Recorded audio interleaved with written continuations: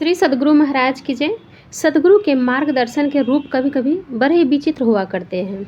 एक दिन आपने सबके लिए भात दाल और साग बनाया। चावल नया था, भात गीला ना हो इसके लिए आपने जब चावल पका रहे थे उसी समय थोड़ा सा घी दे दिए और फिर मार पसाने के समय थोड़ा सा घी डाल के मार पसा के भात बनाए। दाल भात साग बना लेने के बाद आपने बाबा साहब के लिए दाल भात और साग परोसा।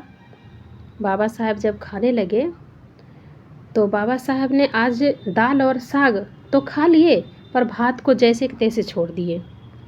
भात छोड़ देने का कोई कारण समझ में नहीं आ रहा था आपको और ना उनसे पूछने की हिम्मत हो रही थी आपको। फिर शाम के टाइम खीर जब बांटते समय पूज्य बाबा साहब ने बिना पूछे ही कहा कि आज तुमने मेरे लिए परोसे हुए भात में पूरा घी डाल दिया था। यह देखकर मेरे मन में विचार हुआ कि तुम मुझे न विशेष समझकर भात में घी डाल दिया है और अन्य सत्संगियों के भात में नहीं दिया होगा। यही सोचकर आज मैंने तो भात खाया ही नहीं। तो आपने उत्तर दिया, सरकार मैंने तो सभी भात में समान रूप से घी दिया था और भात गीला नहीं होने देने के ख्याल से ही घी दिया था। यह सुनकर बाबा साहब बोले, तो पहले क्यों नहीं बोला था? ऐसा जानता तो मैं भी भात खा लेता, तुमने तो बताया ही नहीं।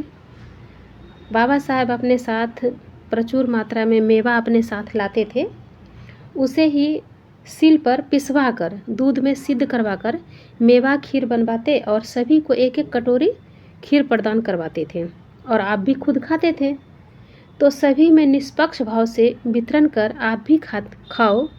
इसी उद्देश्य को चरितार्थ करने के लिए बाबा साहब ने खीर वितरण के समय भात नहीं खाने की कारणों का उल्लेख किया था। तो यह करुणामय सद्गुरु का प्रसाद था।